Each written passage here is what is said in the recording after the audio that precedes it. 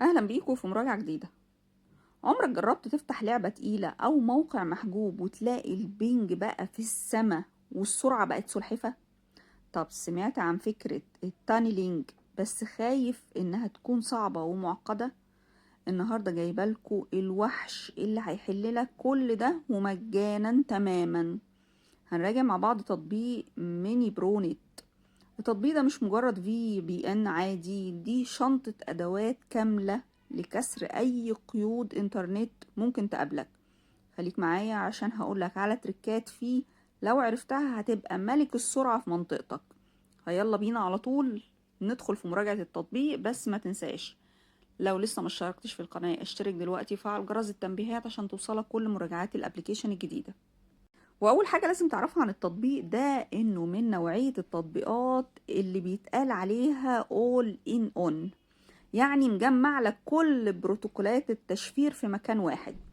الفكرة فيه بقى انه بيعمل لك نفق خاص بيك، بيعدي بياناتك من غير ما حد يعرف انت بتعمل ايه او فاتح ايه. وده بيخليك تتخطى الحظر اللي بيبقى موجود على بعض الالعاب او برامج المكالمات زي الماسنجر الواتساب في بعض الدول.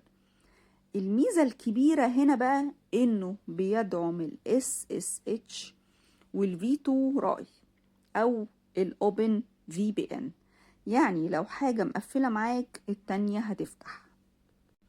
اول ما هتفتح التطبيق الواجهة بسيطة جدا بس مليانة تفاصيل مهمة، وتعالوا نعد التفاصيل دي مع بعض.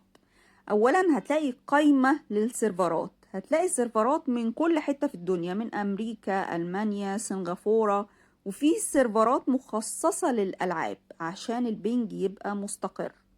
هتلاقي فوق على اليمين زرار التحديثات الابديت، ده لازم تدوس عليه اول ما تنزل التطبيق عشان يحمل لك احدث الاعدادات المتاحة. وتعالوا مع بعض نشوف المميزات بقى اللي عجبتني في التطبيق ده، وعشان تقتنع ليه تحمل ميني برو نت. اولا التطبيق مجاني 100%، مش محتاج تدفع اشتراك شهري عشان تاخد سرعة محترمة.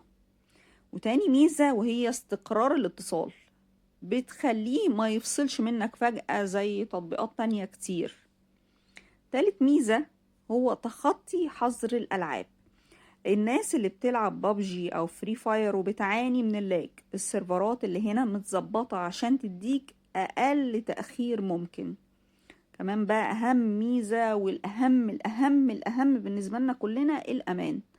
التطبيق بيشفر بياناتك تماما، يعني لو انت فاتح واي فاي عام مفيش خوف على بياناتك ان حد يخترق الاي بي بتاعك ويسرق بياناتك. وتعالى اقولك بقى على شوية تريكات مستخبية في التطبيق دي محدش هيقولك عليها غيري. اولا DNS، ادخل على الاعدادات وفعل ميزة ال DNS واستخدم DNS جوجل 8.8.8.8. ده هيخلي تصفح المواقع عندك أسرع بمرتين. تاني سر هقولك عليه في التطبيق ده، لو الإنترنت عندك ضعيف على وضع الدايركت، جرب تختار سيرفر عليه علامة ويب سوكت، ده بيعدي من الداتا كأنها تصفح عادي وبيكون أسرع بكتير في التحميل.